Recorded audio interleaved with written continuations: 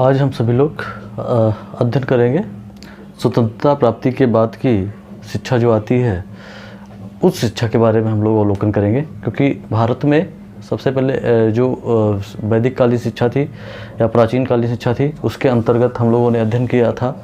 उसके बाद में एक शिक्षा आती थी, कह सकते थे बौद्ध कालीन शिक्षा, वो भी कहीं ना कहीं एंडिसेंट के अंतर्गत ही आती थी। एक मुगल कालीन शिक्षा आती थी और इसके बाद में एक ब्रिटिश कालीन शिक्षा आई है। और ब्रिटिश काल के बाद में एक स्वतंत्रता प्राप्ति में जो शिक्षा आई है उसमें एक चैप्टर आता है, उसको हम लोग कह सकते हैं कि विश्वविद्यालय शिक्षा आयोग। तो आफ्टर कह सकते हैं कि एजुकेशन आफ्टर ये फ्रीडम, मतलब जो स्वतंत्रता प्राप्ति के बाद की जो शिक्षा है उसके बारे में हम लोग आज अध्ययन करेंगे। तो जो स्वतंत्रता प्राप्ति के बाद की शिक्षा है उसका नाम है विश्वविद्यालय शिक्षा आयोग। विश्वविद्यालय शिक्षा आयोग। विश्वविद्यालय शिक्षा आयोग कब आया? 1948-49 ईस्वी में आया था। कब आया था? 1948-49 ईस्वी में आया था।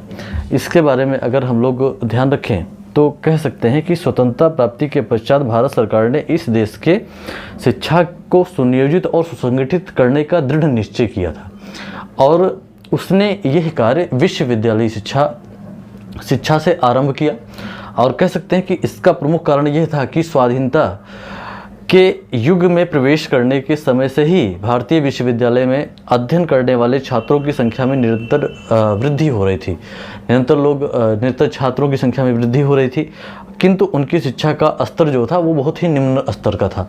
अगर बात करें, क्योंकि देखिए कभी भी कोई भी आयोग की अगर नियुक्ति होती है तो उसमें जो गुणात्मक कहीं ना कहीं परिवर्तन नहीं हो पाते, संख्याएं तो बढ़ जाती हैं लेकिन परिवर्तन नहीं हो पाते। इसी कारण इस विश्वविद्यालय शिक्षा आयोग को तैयार किया गया, बनाया गया।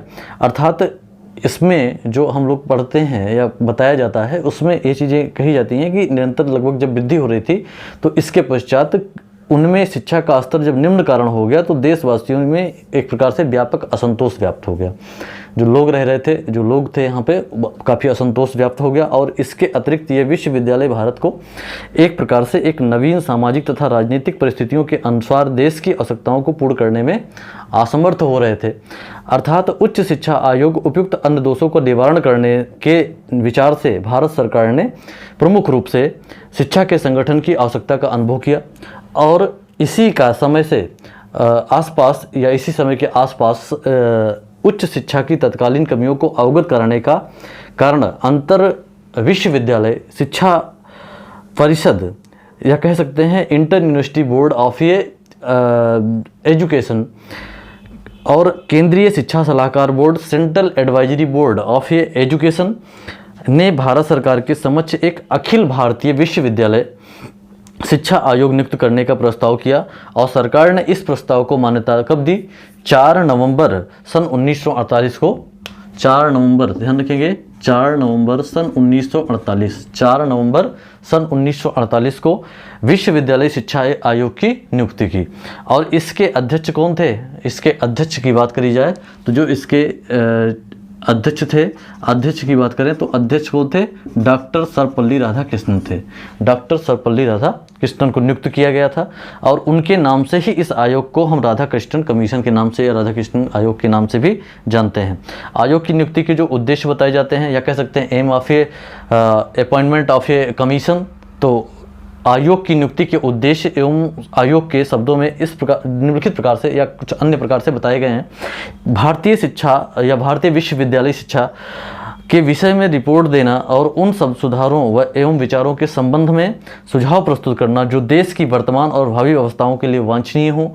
इसके लिए कहीं ना कहीं आयोग ने कुछ अपने विषय निर्धारित किए। तो इसके जांच के जो विषय थे, जो विद्यालय पहले से बने हुए थे उनके जांच के विषय आयोग ने किया और इसमें 5 विषय जो आयोग ने जांच के विषयों में इसको लगभग 20 विषयों को इसमें जोड़ने का प्रयास किया और जांच करके रिपोर्ट भी दिया। तो कह सकते हैं नंबर 1 पॉइंट्स पे जो रिपोर्ट तैयार की गई उसमें भारतीय विश्वविद्यालयों के जो मुख्य कारण थे उसमें बताए गए हैं कि जो मुख्य कारण बताए गए हैं कि नंबर 1, भारतीय विश्वविद्यालयों के संगठन, नियंत्रण और कार्य क्षेत्र के विधान में संबंध में आवश्यक परिवर्तन हो। दूसरा नंबर बताया गया कि विश्वविद्यालय शिक्षा की अवधि जो हो वो माध्यम जो अवधि हो और जो उसका माध्यम हो और जो उसका पाठ्यक्रम हो वो इसके जांच के विषय के अंतर्गत आए। ठीक है ना। तो आयोग के जो जांच के विषय थे वो ये विषय बताए गए हैं। तो इसमें सबसे पहले बताया गया कि संगठन नियंत्रण और कार्यक्षेत्र के संबंध में इसकी आवश्यक परिवर्तन हो तो इसके बारे में जांच किया जाए। विश्वविद्यालय शिक्षा की अवधि जो हो, माध्यम जो हो, पाठ्यक्रम जो हो, इसके बारे में जांच किया जाए। तीसरी पॉइंट, प्रादेशिक या अन्य आधार पर अधिक विश्वविद्यालयों की स्थापना की जाए कि न की जाए, तो यह कहीं ना कहीं जांच के विषय थे। भारत में विश्वविद्यालय शिक्षा एवं अनुसंधान के कार्य का उद्देश्य कैसे निर्धारित किया जाए, ये भी कहीं ना कहीं जांच के विषयों के अंतर्गत थे। छात्रों के अनुशासन, छात्रावास, उपकक्षा कार्य आदि का संयोजन किस प्रकार से किया जाए, ये भी कहीं ना कहीं जांच के विषय में सम्मिलित किए गए थे। तो ये जो राधाकृष्णन आयोग बना था ये जांच के विषयों में इनके सम्मिलित था, ठीक है ना। तो कैसे सुधार किए जाएं, ये चीज़ें इसके अंतर्गत बताई गई हैं।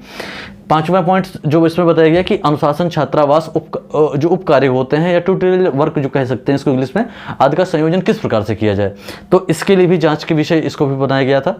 विश्वविद्यालय उनसे संबद्ध कॉलेजों जो संबद्ध कॉलेज होते हैं, शिक्षा एवं परीक्षा के स्तरों में कैसे उन्नति की जाए, ये भी इसके जांच के विषय थे। और विश्वविद्यालयों में धार्मिक शिक्षा कैसे या धार्मिक शिक्षा के विषय क्या हैं, कैसे इसमें प्रक्रियाएं लागू होती हैं, इसके भी जांच के विषय बनाए गए थे। अध्यापकों की योग्यताएं, सेवा दशाएं और वेतन और कार्य का निर्धारण या अधिकार का निर्धारण किस प्रकार से हो, ये भी कहीं ना कहीं जांच के विषय इसके अंतर्गत बताए गए हैं। तो कह सकते हैं कि आयोग ने विश्वविद्यालय के इन सभी अंगों का अध्ययन करने और उनके सुधार करने के लिए सुझाव देने को कहा था। और आयोग ने इन कार्यों को एक वर्ष से कम से ही समाप्त करके 25 अगस्त 1949 को अपना प्रतिवेदन भारत सरकार को दिया था। कब दिया था, तो ध्यान रखेंगे कि 25 अगस्त 1949, 25 अगस्त 1949 को इन्होंने अपना क्या किया, प्रस्ताव भारत सरकार को सौंप दिया। एक वर्ष से कम ही समय लगा था।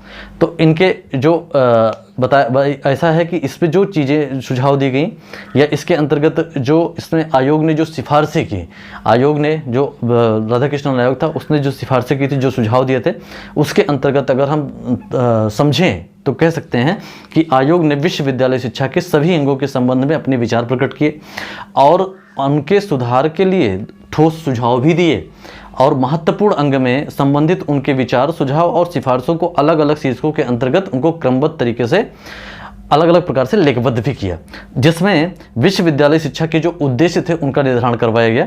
M of university of education कह सकते हैं कि इसमें शिक्षा के उद्देश्य का निर्धारण करवाया ही गया। तो आयोग ने जो विश्वविद्यालय शिक्षा के उद्देश्य बताए उसमें नंबर 1 पे बताया कि स्वतंत्रता प्राप्ति के पश्चात हमारे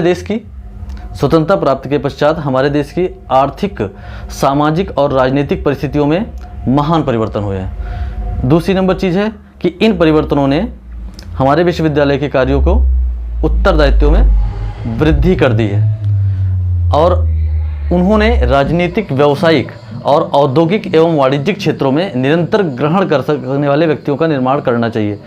ये चीज़ें बताई पहले पॉइंट्स पे विश्वविद्यालय शिक्षा के उद्देश्यों में बताया गया है। सेकंड पॉइंट्स में ध्यान कर रखें तो विश्वविद्यालय की प्रजातंत्र को सफल बनाने के लिए शिक्षा का प्रचार और ज्ञान की खोज करने सकने वाले व्यक्तियों को उत्पन्न करना चाहिए। ये चीज़ें भी इन्होंने अपने उद्देश्यों में संकलित किया है।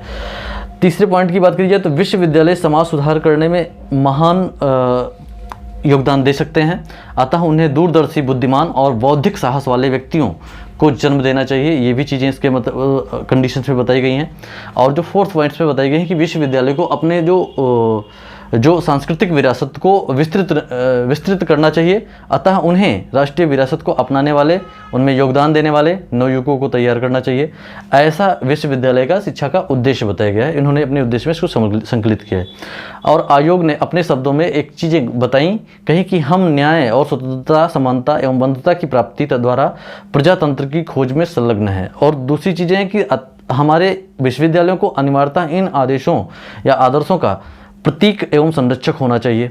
ये चीज़ें इनके उद्देश्यों और कंडीशन में बताया गया, जो कि राधाकृष्णन आयोग के अंतर्गत ही आता है, जो कि भारत में स्वतंत्रता प्राप्ति के बाद में जांच के पश्चात इसके उद्देश्य को निर्धारित किया गया था, राधाकृष्णन आयोग ने बताया था।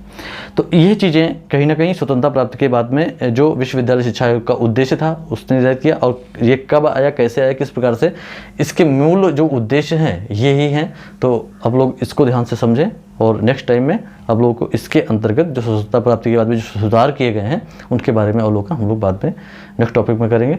धन्यवाद आप सभी का।